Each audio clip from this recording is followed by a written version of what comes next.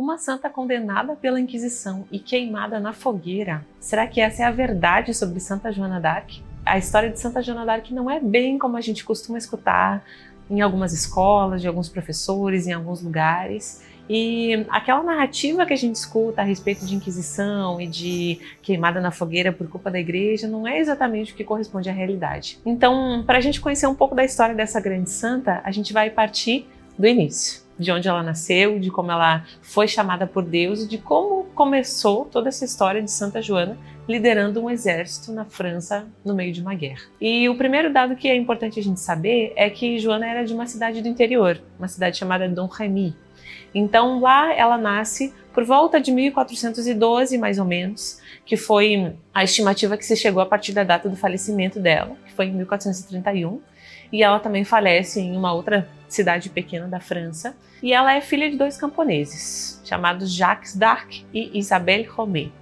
E os pais de Joana criam ela em uma criação católica, então ela já nasce no seio de uma família católica, já tem essa criação muito piedosa desde sempre, e ela também não é uma única filha, ela na verdade é a filha e tem 4 irmãos. Então a gente tem aí uma família toda católica, de muita piedade, e Joana cresce nesse meio de simplicidade, com muita doçura, no campo, pastoreando ovelhas. Ela tem toda essa criação bastante rural, digamos assim, e quando ela tem 13 anos, ela começa a escutar vozes, ela tem o seu primeiro encontro com Deus sobrenatural, e ela escuta uma voz aos 13 anos, quando ela estava no campo, e a primeira voz que se apresenta para ela é a voz de São Miguel Arcanjo. Ela também vê o anjo, né? Ela tem uma visão.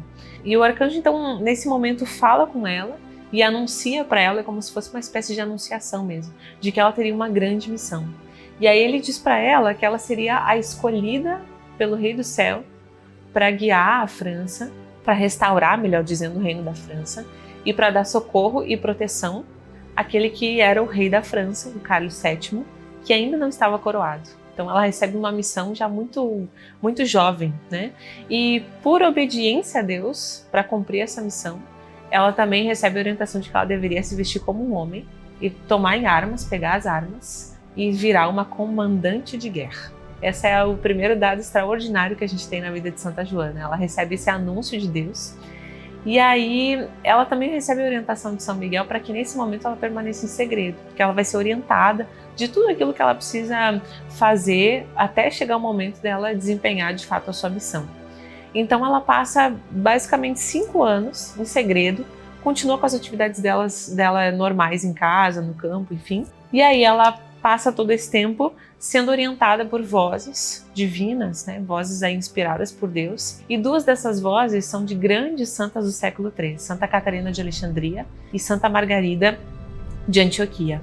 E essas 2 grandes mulheres são as responsáveis por orientar Santa Joana naquilo que ela precisaria fazer, desde coisas muito práticas de guerra até ensinamentos de fato da fé e de amadurecimento da fé de Joana. Ela foi preparada para essa missão. Então, não é que Deus chamou ela e abandonou ela assim, perdida no meio do campo de batalha. Na verdade, ela foi realmente preparada por Deus durante anos para que chegasse esse momento, que seria o momento de liderar o exército francês na Guerra de 100 Anos. E esse é o contexto histórico que nós temos. Está acontecendo ali entre a França e a Inglaterra a Guerra dos 100 Anos, que começou em 1337 e que eclodiu por conta da morte do rei Carlos IV, que morreu sem deixar herdeiros. Então começa toda uma disputa ali para assumir a coroa francesa. E a França e a Inglaterra ficam, de fato, mais de 100 anos em guerra por causa disso. E quando Santa Joana nasce, estava durante esse período de guerra mesmo, né? Muitos territórios ali, alguns dominados pela Inglaterra, outros dominados pela França. Realmente era um momento muito conturbado da história. E é para esse momento da história, precisamente, que Joana é chamada para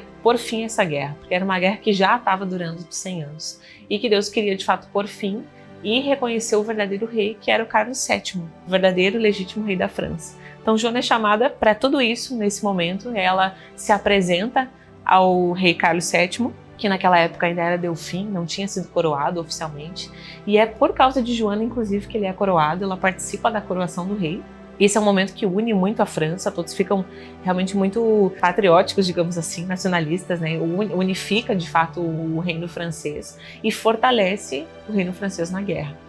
E Santa Joana parte para a batalha, autorizada pelo rei, reconhecida, depois de uma série de julgamentos, depois de uma série de, digamos que, avaliações do rei e da igreja da época, se ela realmente era apta, chamada por Deus para aquilo ou não. E aí, na batalha, acontecem coisas extraordinárias, que nem vai caber nesse vídeo, mas que são, de fato, muitas, onde ela tinha uma rotina de oração muito intensa durante o campo de batalha, participava de missa, se confessava, tinha uma oração diária.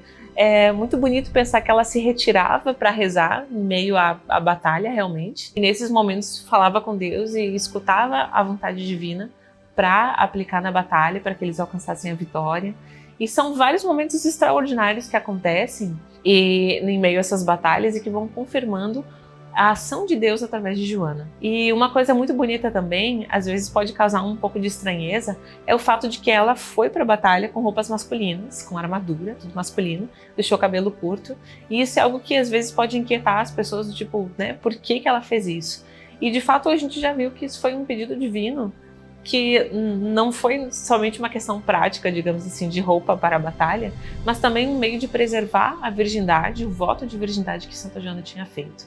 Então ela realmente queria que o aspecto dela não tentasse os soldados de forma alguma. Que é claro que nós estamos falando da Idade Média, nós estamos falando de uma menina praticamente no meio de milhares de homens liderando uma guerra em um ambiente hostil.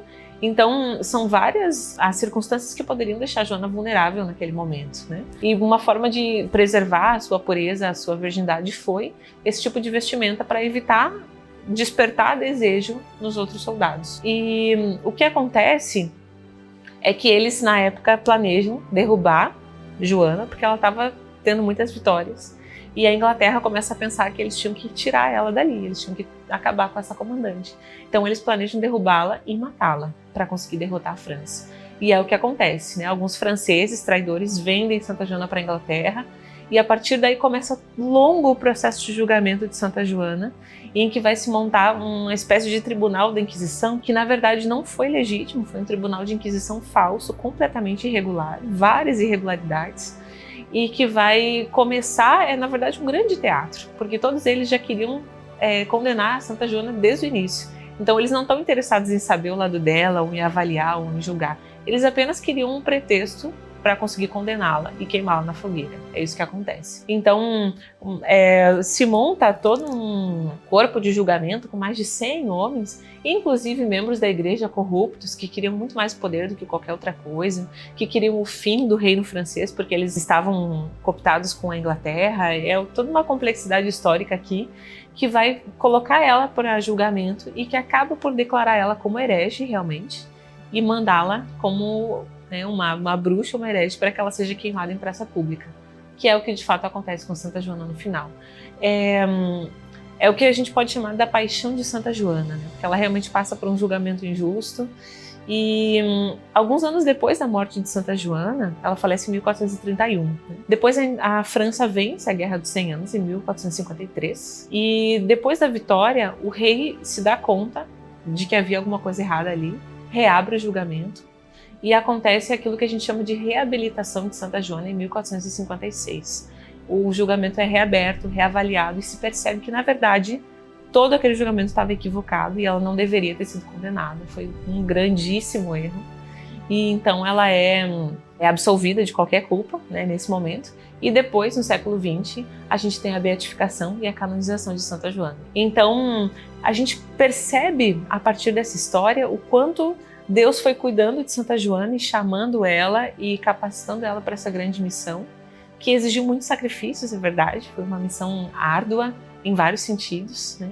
E que terminou como Nosso Senhor, assim, a história de Santa Joana termina como Nosso Senhor, porque ela também passa por um julgamento injusto, ela também acaba morta, né, injustamente, mas depois disso tudo é revelado, né? A verdade é revelada e nós vemos que na verdade ela realmente foi genuinamente enviada por Deus para essa grande missão e cumpriu sua missão, porque a França acabou sendo vitoriosa mesmo.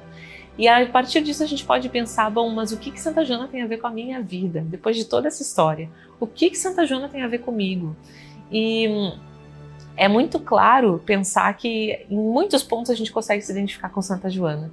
Primeiro na questão do chamado da vocação, de como Deus nos capacita para a missão que Ele nos dá, seja a missão que for, Alguns são chamados para campos de batalha, outros são chamados para viver a sua vocação ali no ordinário, no cotidiano, através do seu trabalho, da sua família, através do sacerdócio, através da vida religiosa. Mas em todos esses pontos Deus nos capacita, nos dá força, nos dá coragem nas adversidades, nos cuida e nos inspira, assim como inspirou Santa Joana. Então, olhar para ela, olhar para essa grandíssima santa extraordinária, é de fato se inspirar e perceber que Deus está conosco em qualquer circunstância, conta conosco e nos capacita para as grandes missões que Ele tem para nós, sejam quais forem essas missões. Então, que o exemplo de Santa Joana de fato nos inspire e abrase o nosso coração para essa coragem de nos entregarmos a Deus, essa coragem de nos lançarmos aos braços de Deus naquilo que Ele quer e com muita confiança, sabendo que Ele nunca vai nos desamparar e que por mais que as circunstâncias não sejam as ideais e que as coisas não caminhem exatamente como elas deveriam ser, ainda assim existe um querer divino ali, ainda assim existe uma fidelidade de Deus ali que vai nos honrar, certamente, por tudo isso. Então, espero que você tenha gostado da história de Santa Joana, se inspire por ela e que ela interceda por nós nesse caminho de entrega completa das nossas vidas a Deus. Até o próximo vídeo.